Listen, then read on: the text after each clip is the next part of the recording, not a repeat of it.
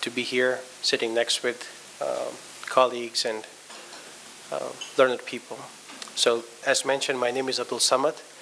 I come from Indiana University. We have a school of philanthropy. That's where we are based. And part of what we do is we do research on Muslim philanthropy, Muslim civil society, and Muslim nonprofits and Muslim institutions as a whole. And what I was asked to present today is about Muslim community in the U.S., their philanthropic contributions, and the impact of Islamophobia. So I would like to share what some of our research tells us and part of what I have learned over the years working with different nonprofits, foundations, and institutions based in the United States. With that, I will just begin my presentation. Okay. So the title, as you can see, is Muslim Community in the United States. It's Philanthropic Contributions and the Impact of Islamophobia. So I will just begin with who is the Muslim community in the U.S.,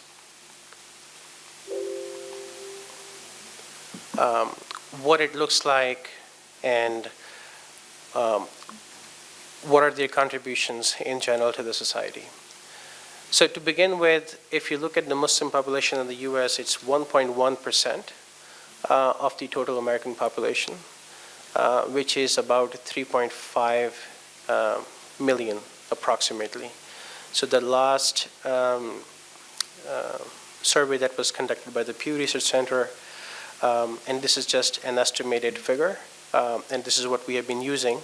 So it's 1.1% of the total population in the U.S., and it's about 3.5 million Muslims in the U.S. So if you look at the Muslims in the U.S., they are extremely diverse.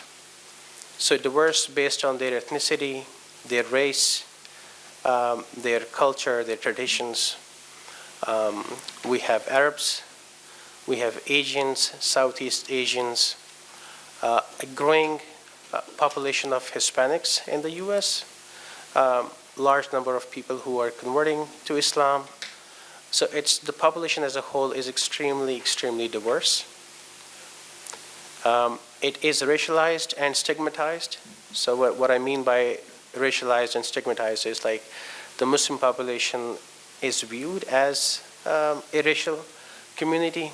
They are stigmatized because of Islamophobia, because of the anti-Muslim sentiment that has been going on for a number of years. One can say it started right after 9/11, but it has been continuing way before 9/11, and it has been like on a roller coaster, you know. As an anti-Muslim incident happens, hate crimes and the public opinion kind of shifts. And then there are times when the opinions and the sentiment of the general population has been normalized. So taking a look at the nonprofit organizations, the institutions that are led by Muslims.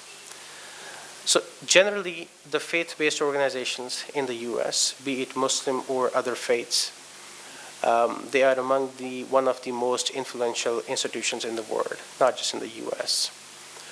These organizations, they are highly scrutinized because they have a Muslim name, and there is a fear of Muslims, and then there is also a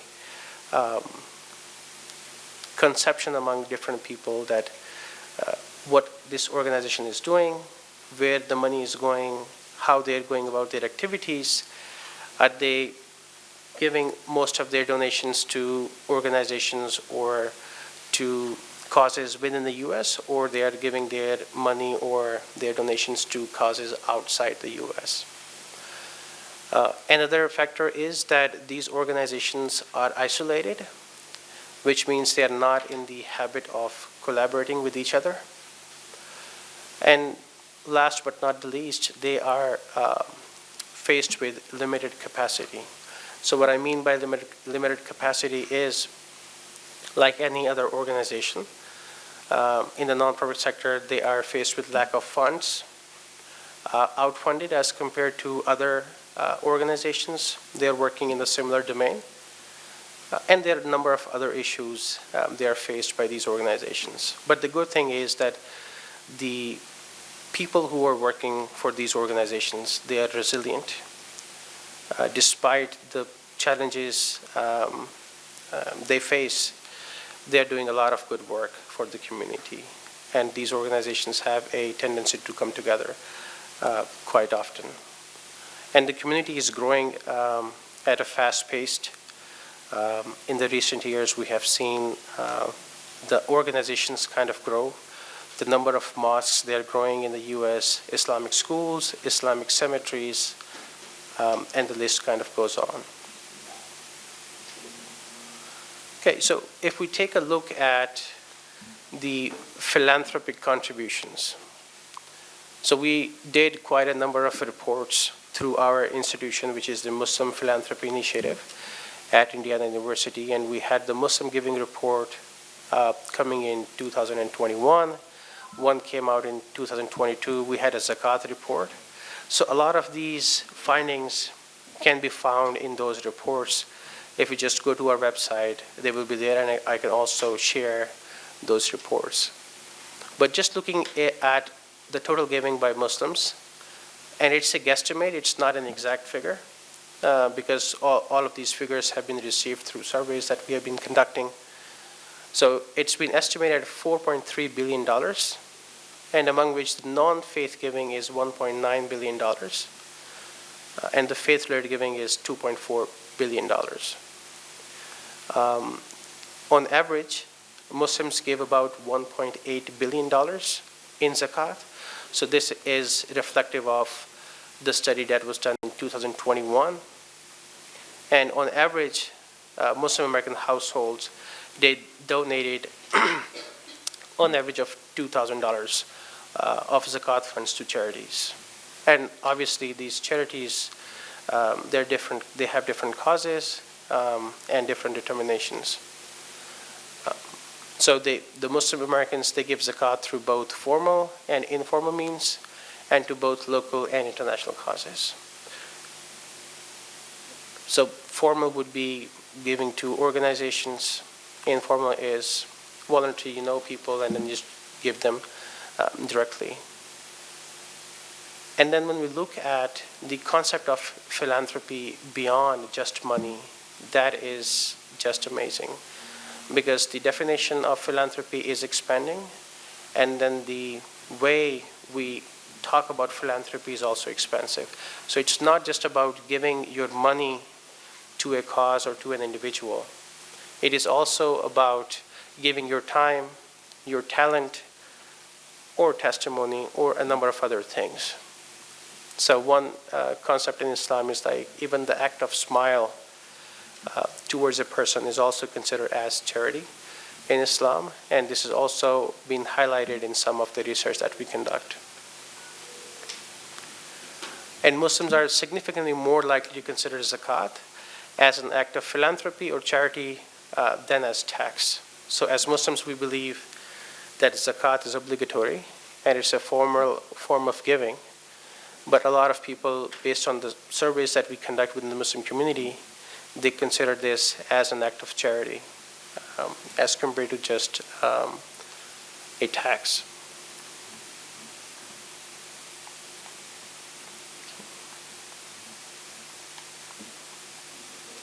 Okay.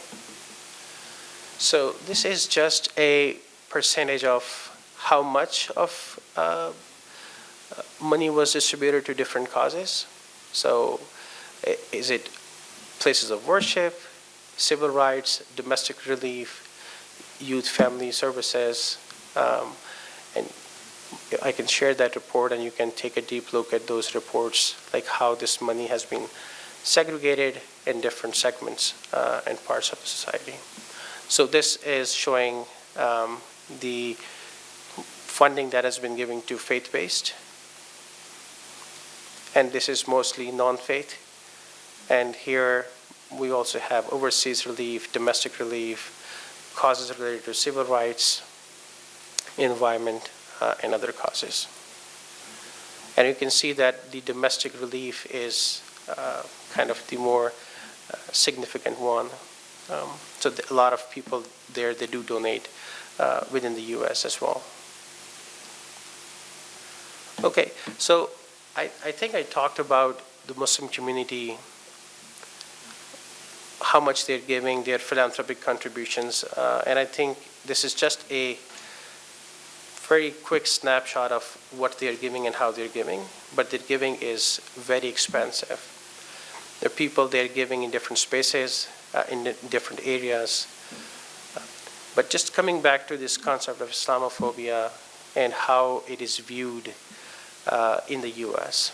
So from a definitional point of view, there are different definitions. Some people would say Islamophobia is a misnomer.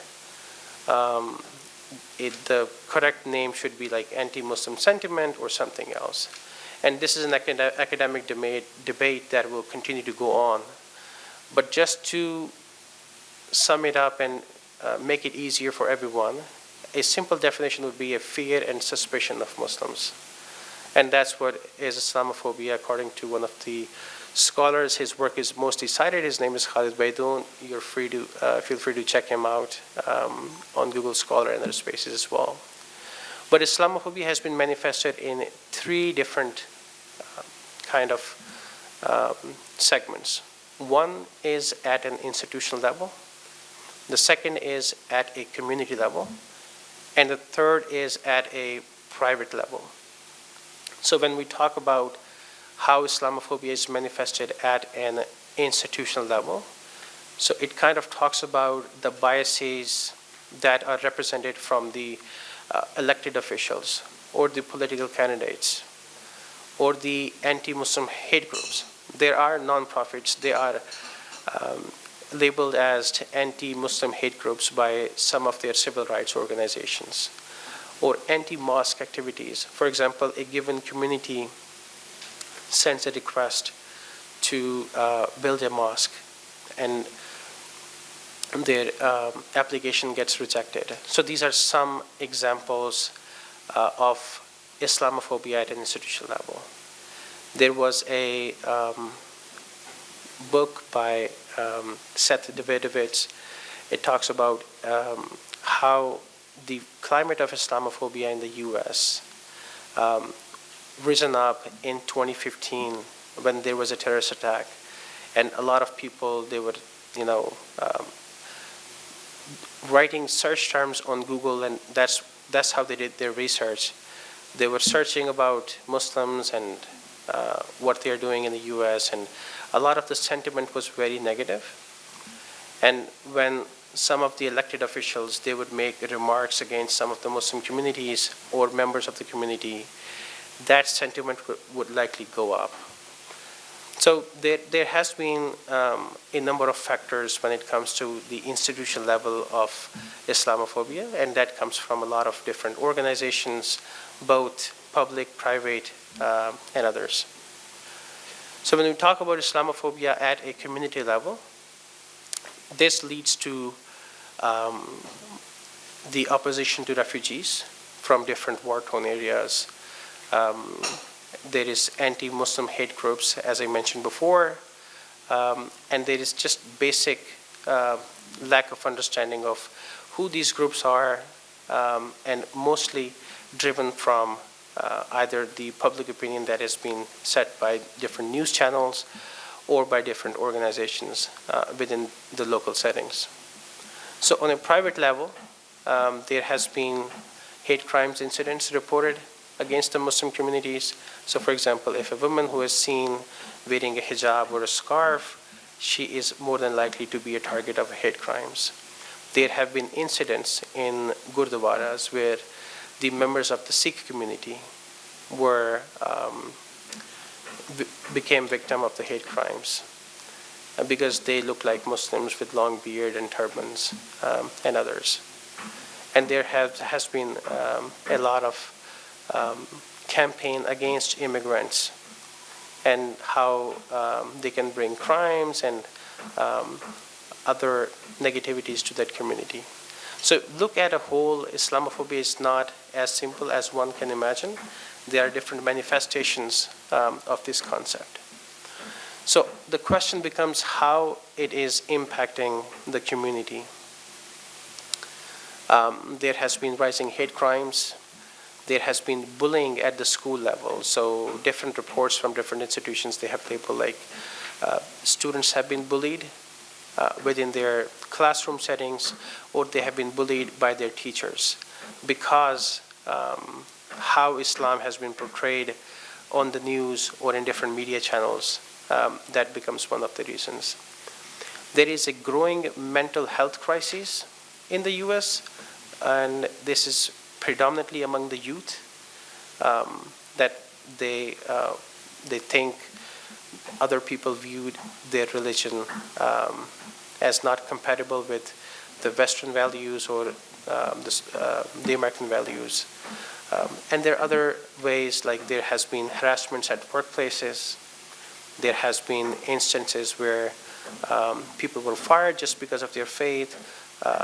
But there are civil rights associations and organizations. They are standing with the Muslim community, and through these efforts, they're able to fight back and get their due rights. Okay, can we go to the next slide? Okay, here I have highlighted some of the very foundational text about Islamophobia. I think something that comes to my mind is a foundational text that leads us to the study of Islamophobia is by Edward Said, a very well-known scholar in the US and around the world. His book on Orientalism is considered one of the foundational texts. And the way the people of the East have been, labeled as less civilized or barbaric, this also leads to some of these notions of Islamophobia. And this is all for your reference if you want to take, and I can share more references, but a lot of these studies, they have linked Islamophobia through different manifestations. For example, anti-Muslim prejudice is constructed by a range of media outlets, or it's a form of racism towards Muslim population, or it is as equal to other minority groups within the US, for example, the Black Americans or the Jews or the Catholics or other marginalized groups. So the treatment they are receiving is similar to some of those groups that they have received in the past. And that they have been institutional policies, they have targeted Muslims, and those were against what the Constitution permitted.